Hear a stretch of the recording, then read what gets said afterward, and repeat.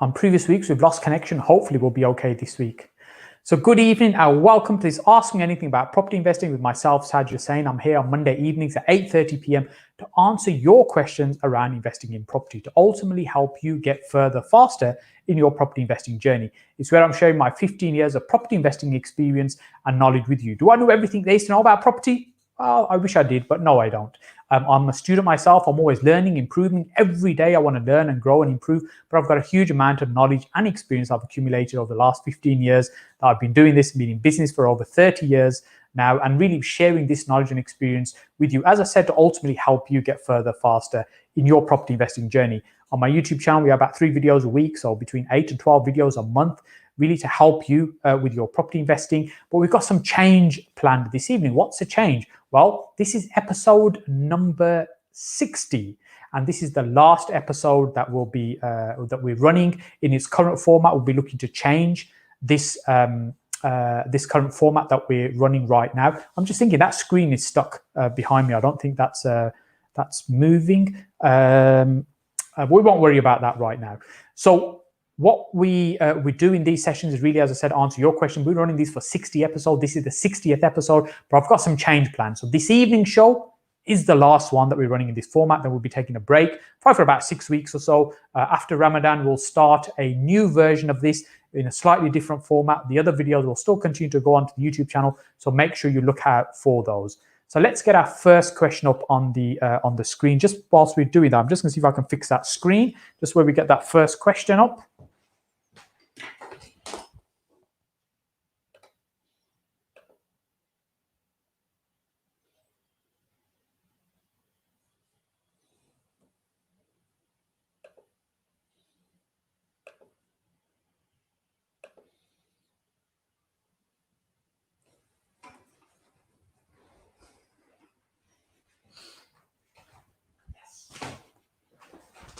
Hey, I'm back.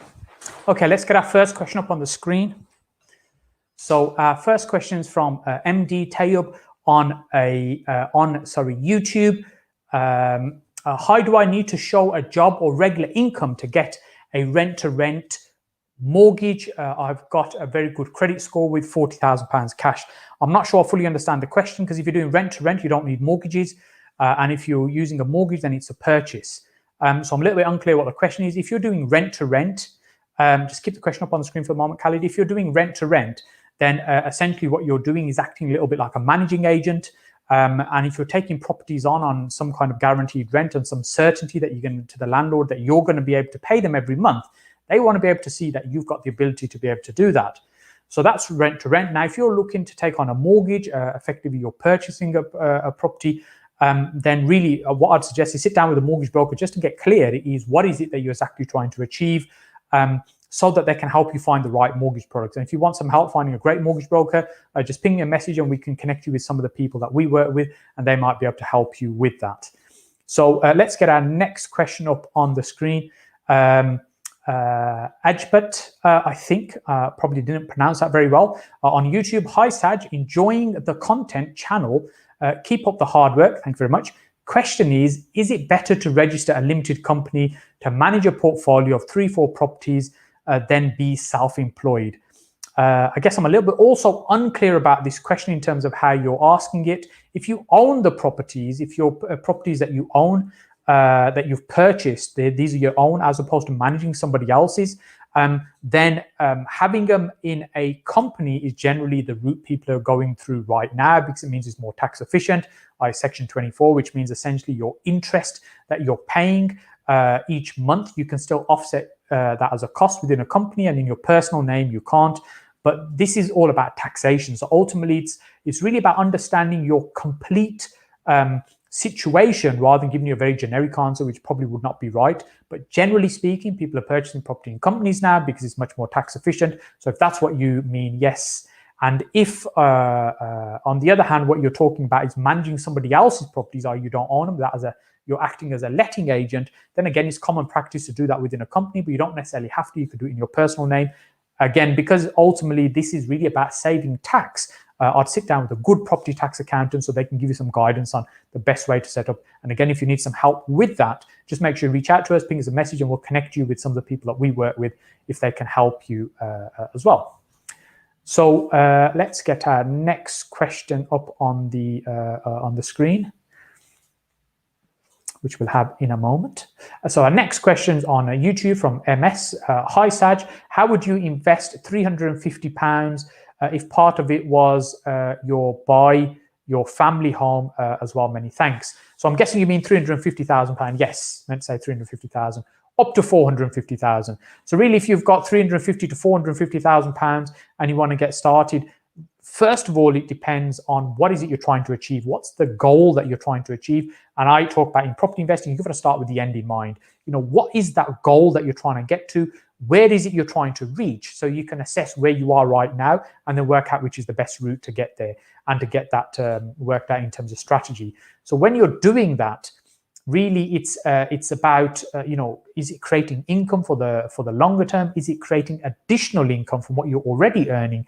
Is it maybe just building up a pension pot? Is it something you want to build as a legacy? So really, your goal in terms of what you're trying to achieve, investing in property is absolutely key. That's really what you need to start from. It's not really about, well, let's spend £350,000 on a home. You've got 100 grand left. Let's just go and buy a buy to let. Yes, of course you could do that, but is that going to help you achieve your goals? Getting clarity on your goals first is where you're going to start with.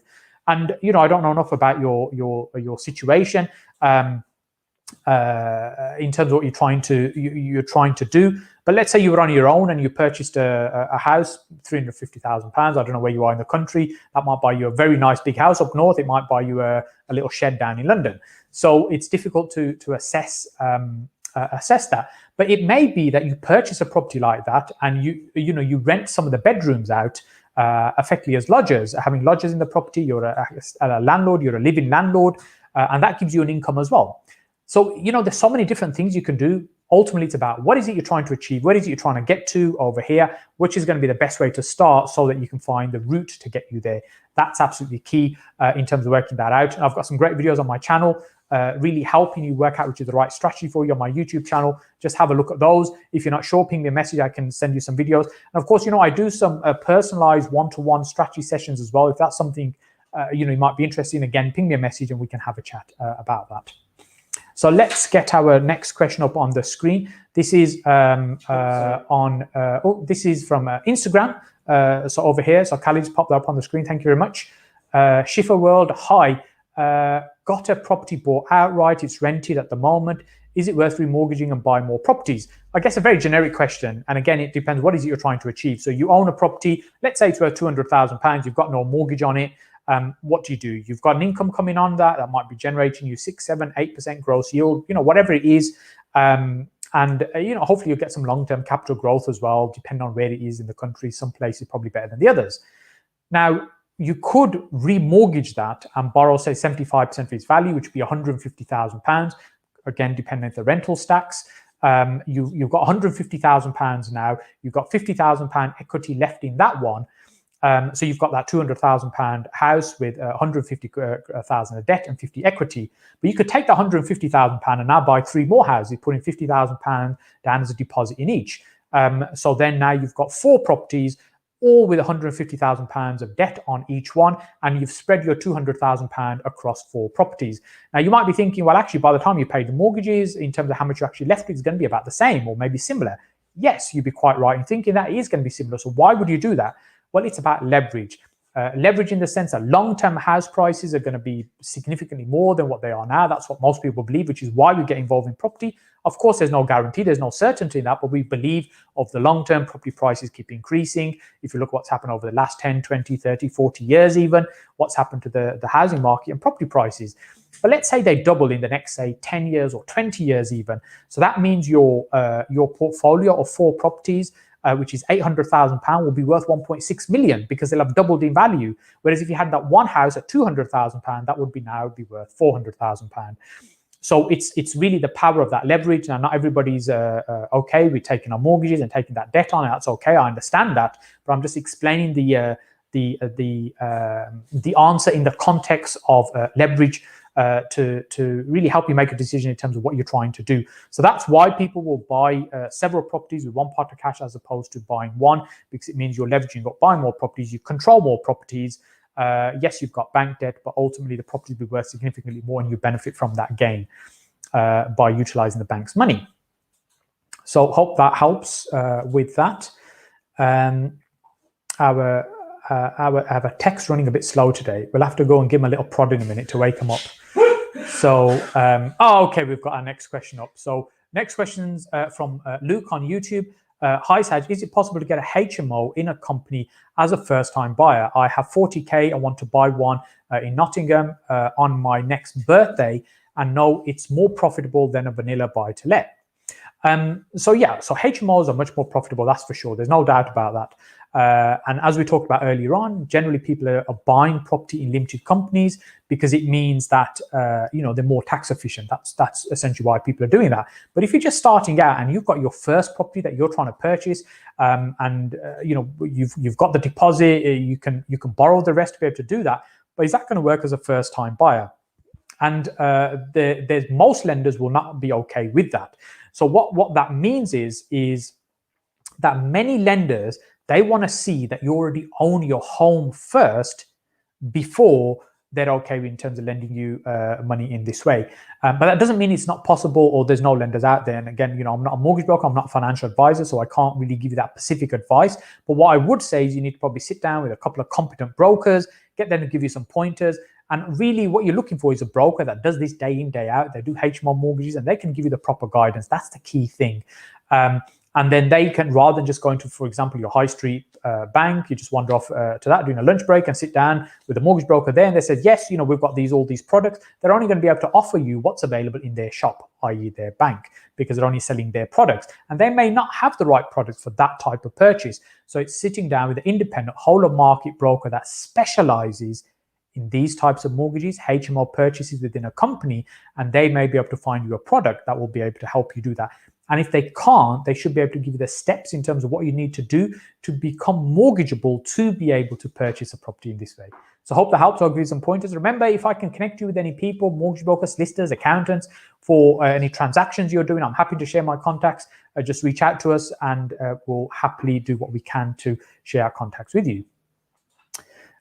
So next question on YouTube from Maz. Hi Saj, excellent content. How do you arrange your contracts with contractors, payment plan, timeline, works, work schedule, etc., and in-depth step-by-step managing of construction project? Thanks. So really, we have a few teams that we work with and we have different arrangements with them. Often what we've traditionally done is we work with a builder where it comes to recommendation or some work that they've done. We're quite happy with what they've done, or we might give them a small job first and maybe something a little bit bigger to build up our confidence of them and their ability to be able to do the work and manage the work. And how good they are managing maybe more than one project at the same time. Some builders are fantastic at running one site. As soon as you give them two, it starts going pop. Or for example, they might be running 3 other jobs in the background, but they don't tell you, and they're trying to juggle all these jobs, and then it becomes a bit of a headache because nothing runs to plan. So having a builder that you feel that there's some trust and understanding with, I think is a key starting point with that.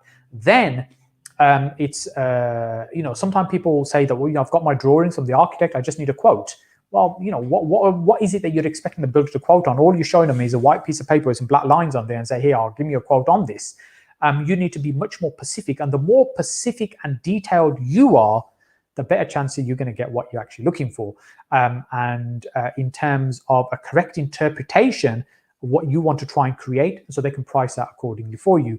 So once you've got your pricing sorted out, which is because you're giving them a clear description of what you want in terms of the contract. If they're smaller contracts, we don't use a JCT contract. If they're bigger value contracts, then we might use a JCT on that. We've got a schedule of works and a specification of finishes. The schedule of works is what is it that we want them to do. The specification really is what type of light switches are going to go on there, what type of boiler is going to be fitted, really much more specifics in the details of how we want that property looking when it's completely completely finished.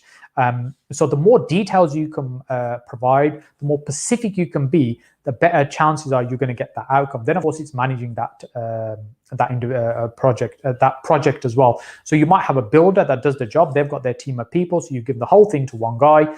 He's doing it, or girl that's doing that job for you. And then what you need to do is be overseeing and making sure those things are done. You've got a timeline in terms of what's going to happen at what stage, and you're reviewing that. And, you know, some of these, we've built these relationships over many, many years with mainly the people that we work with. And doesn't mean they're going to be perfect all the time. You know, we had an incident last year where we'd worked with somebody before, you know, they've done a fairly decent job, but then they started messing us about and started causing problems, and we took them off the job and we've not used them since. So, you know, it can happen too. And then I've got other people that be working with me for like 10 years plus. Never had any issues with them, great relationship. So, you know, the relationship is key. It's about building those relationships. And I would ask around people that are doing the kind of work that you're looking for them to do. So, for example, let's say it's a HMO conversion. I'd look for other people in your area that are already doing these kind of things, talk to them about who they recommend, who would they suggest speaking to. But don't just take it for as gospel that if they're saying they've done a great job for them, that's going to be exactly the same thing that's going to happen for you. You still need to manage it and keep on top of it. So I hope that gives you some pointers and some indication of what is it that you're looking for some assistance with. Remember, this show runs on a Monday, 8:30 p.m., except it will no longer be running anymore on a Monday, 8:30 p.m. Reason being, episode 60, as it says on the screen, this is the last one that we're running. We've been running these for over a year now, these sessions on a Monday, 8:30. We're taking a break for about 6 weeks. So after Ramadan, what we'll do, we'll have a new format in terms of how this is going to work. But this current format on Monday evening is going to finish. I'm going to run some of the trainings. Look out for those. We'll be running a webinar as well probably next Monday. So if you're interested in that, make sure you pop me a comment and I can send you some details about that we'll be doing, but it won't be a live broadcast as such. It'll be a more closed one. So like, for example, like now when I get a question up, it's really difficult to kind of interact and understand and get more details. So I'll be doing something a little bit more personal over the next couple of weeks. And then, as I said, in about 6 weeks' time, we'll do a relaunch of our live sessions, but they'll be different to how they are running right now. So let's get our next question up on the screen. This one's also on Instagram over here. So it's a refueler. Is it better to flip houses with cash or bridging loans? Well, look, you know, if you're buying property to add value and sell, which is essentially what you're doing when you're flipping property, it's really about making a profit. If you've got cash, you can buy quickly, you can get the transaction done. You haven't got the costs, i.e. interest costs building up whilst you're holding the property and doing the works on it. And of course, it means you're going to make more profit, right? But it depends whose money is it you're using. If you've got your own money and you can do these deals, then of course, cash is always going to be the best way to do these particular deals. And let's say you've got a limited amount of money or you're trying to do several projects and you haven't got enough to do all those projects at the same time, then of course, bridging is one of the routes to be able to access more funds for these type of transaction. So it's not whether one's right or one's wrong. It's really a case of what is it you're trying to achieve. And if you've got your own funds, you're certainly going to be able to do a lot more with that, but it may be that you want to do even more, in which case you're leveraging up and using bridging. What is bridging? Ultimately, it's just loans. You're borrowing money to be able to do a deal. So if you say, would you be better off using your own cash or borrowing money? Again, it depends what you're trying to achieve. Borrowed money is going to come at a cost as well. It might also cause some time delays in terms of getting it set up and sorted as well. And if you've got your own money, you can get things done. You're going to get it done a lot quicker. My preference has always been we buy for cash. How we buy for cash is we use other investors' money. So, you know, if you're interested in working with me, funding deals with me, give me a shout. We can talk about that. But that's essentially how we pay cash for the properties that we're buying. We get the work done in cash as well. So that means once we finish, there you go. Actually, timely on the screen. There's some details there about working with me. Once a project's finished, if we're selling, that's fine. If we're going to keep it, we'll refinance it at that point, and then the investor money comes back out of that particular deal. Thank you for that. So our next question is on YouTube. Jack Smith. Hi Saj, when you buy properties and you're doing work on them, do you need to pay council tax during it? Yes, generally speaking, yes, we are paying council tax on the properties because they still want to get paid. If you are doing extensive works, and I'm trying to think of a situation where we've not had to pay council tax, and I can't think of one right now. In the past that we have, where we've had extensive works on a property and it's not habitable, during that time, the council have suspended council tax payments. But generally speaking, they're short of cash these days, so they drive a hard bargain in the sense they're not going to let you get away with it, so they want their payments. You've got to pay council tax during the time that you've got the property. In fact, we've got some properties where we're paying 200% council tax. That means we're paying regular council tax plus the same again on top, because the council are charging us an extra levy because the property's been empty, which to me doesn't make no sense. I can understand what they're trying to do, is persuade people not to keep properties empty by making it really expensive for them. But actually, that's fine for someone who's sitting on a property and it's empty. But I've acquired it to renovate it and bring it back into use. It should go easy on me, right? But no, you've still got to pay the higher rate because it's not dependent on who the owner is. It's dependent on how long it's been empty. And if it's been empty a certain period of time, you can end up paying these higher levies as well. So something to be mindful of when you're buying properties that have been empty for some time, that you could end up with higher council tax bills that you have to pay whilst you're sitting on the property with it being unoccupied. So our next question, when our tech team wake up. Oh, here we go. So on YouTube, we've got Rizvan. How do I find investors to pass a sourcing deal on, or how can I sell a deal sourcer who can sell to a deal sourcer? Sorry, if only I could read. Sell to a deal sourcer who can package on a deal and sell themselves. I don't have a big network of contacts. Well, Rizwan, if you think about what is a sourcer's role, what is it that they do? They find good deals and they sell them on. And so a little bit like the way an estate agent works, an estate agent is finding somebody who's looking to sell their property, and then what they will do, they'll market it and they'll find them a buyer. And once it's sold, they will charge the seller a fee. That's how estate agency model works. But a sourcer is in fact not that different. What the sourcer is doing is finding a property that somebody is looking to sell, and then they're going off to find a buyer for it, i.e. an investor, and then they're selling it. The only real difference is where the fee comes from. So rather than the seller paying the fee, it's the investor, the buyer of the property, that's paying the fee to the sourcer. But the model, is very much similar. So you have to think about, if you're going out finding these deals, you still have to be able to market them and sell them on. So either you partner with existing sources who've got a good network, and there's a few of those that you partner up with them. And what that means is when you're sending them a deal, got to make sure you do your due diligence on the people you're working with as well. But when you're giving them a deal to sell, they'll give you a fee, or they'll add their fee onto when they sell it on. And this is sometimes where you start building up a bit of a chain. You found a deal that you're giving to a sourcer who's going to package up and sell it on, and they're going to find a buyer. And you see there's starting to be a little bit of a chain of people that build up in between. So which increases the chances of it going wrong. Ultimately, what you want to be able to do is sell it directly yourself. Now, here's the thing. If you're finding very good deals, you shouldn't really have too much difficulty in selling those. It's really all about supply and demand. The market that we're in right now, there's a shortage of the amount of good quality property and investment opportunities available, but there's a huge demand. So that means if you've got good deals, you shouldn't really have any difficulty selling those. What I would do, even if you haven't got very many contacts, I'd start networking online on Facebook groups, etc., where other property investors hang out. If you want some suggestions on which groups, just ping me a message and I can connect you to a couple of groups I think be worth you jumping into and building some contacts there. And you won't really have too much difficulty in terms of selling those deals on, or finding other sources, compliant sources that you can work with and work through them. And if you've got good deals in Birmingham, then make sure you hit me up, because I'm certainly be interested in having a chat with you. So our next one is from Caroline on YouTube. What's the best way to approach property investors and developers as a deal sourcer to close deals? Sorry, you've already answered that one. No, I haven't answered that one before.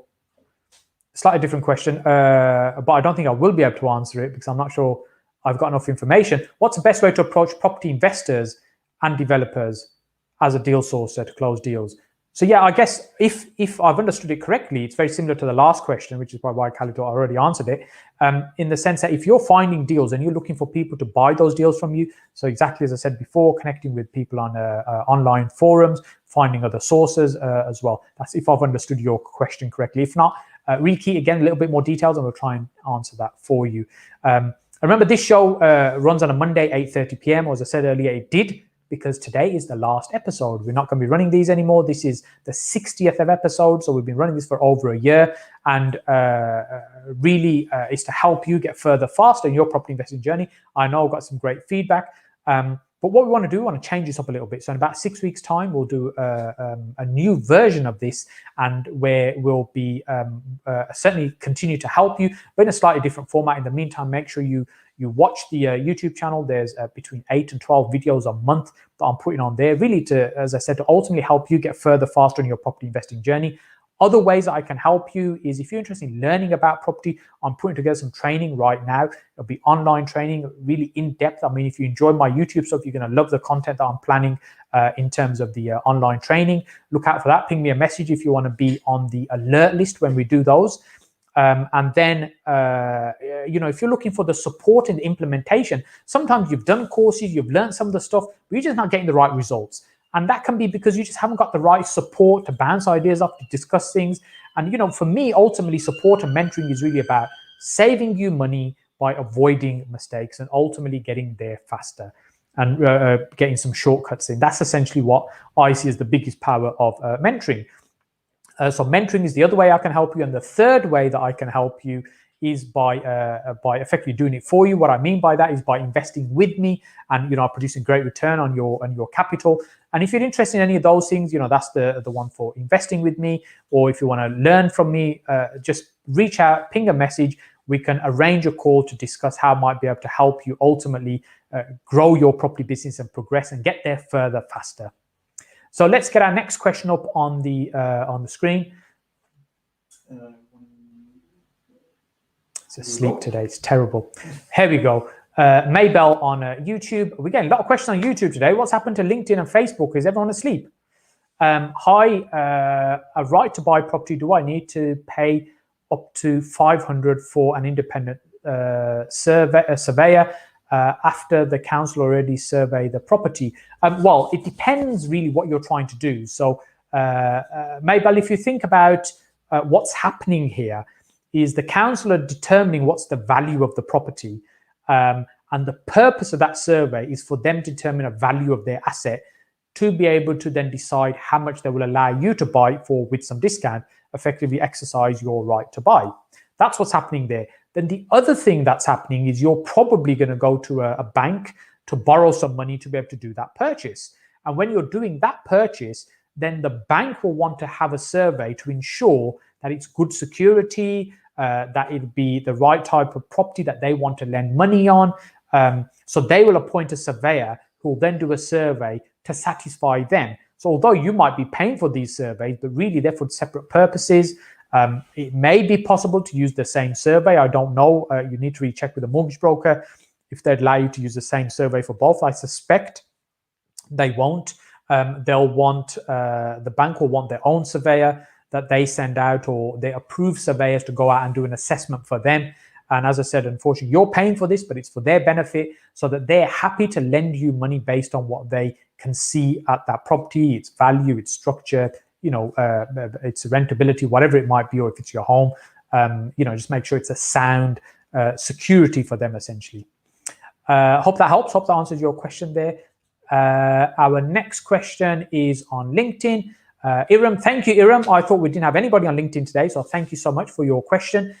Any advice on how to approach a house owner in the neighborhood and express an interest in buying the house? Yeah, absolutely. The easiest way is you just knock on the door.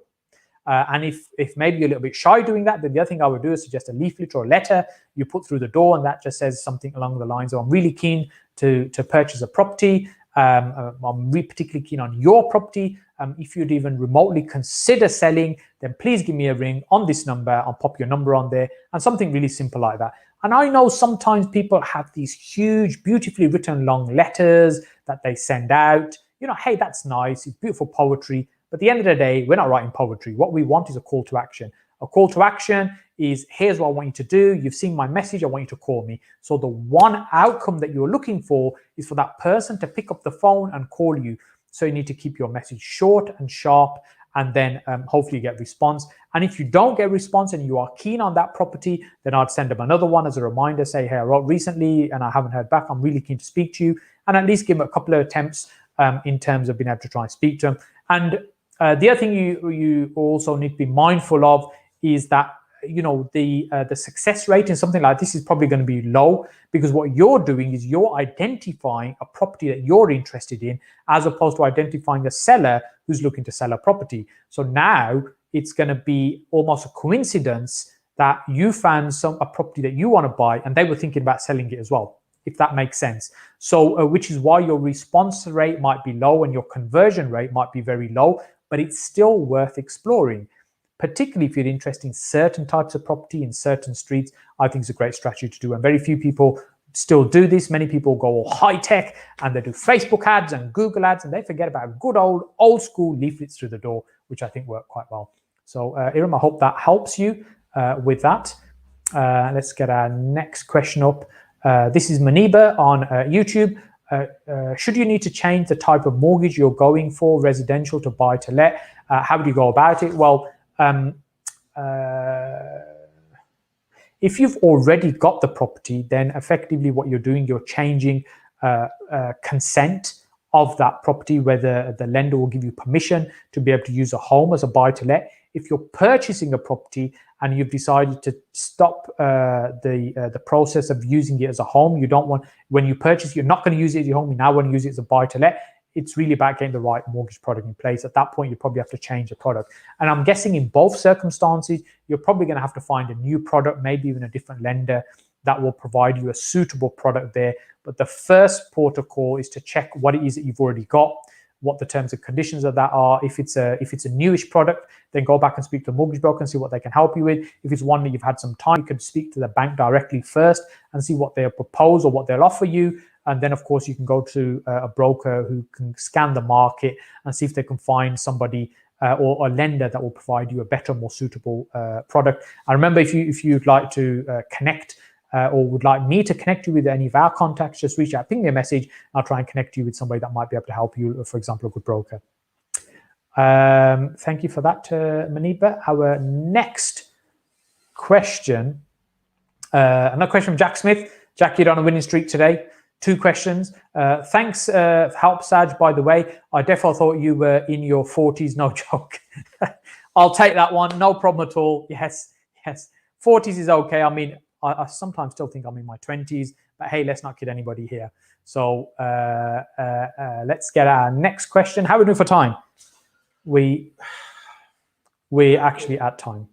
So I just want to say, I really appreciate you taking the time, particularly if you've been watching these for a number of weeks. I know some people aren't regularly every week asking their questions, and I enjoy doing these. I love helping you. As I said, this is now coming to an end in its current format. So this 60th episode is the last episode that we're doing this. We're taking a break for about 6 weeks after Ramadan. What we'll put together is a different structure in terms of how we're going to run this, and you'll find out more about that. In the meantime, I'll be running some training. As I said, if you enjoy my YouTube content and enjoy these lives, you are absolutely going to love what I got planned for you in terms of online training. Reach out to us, ping us a message, and I can keep you informed about that as that happens. It's going to happen over the next couple of weeks.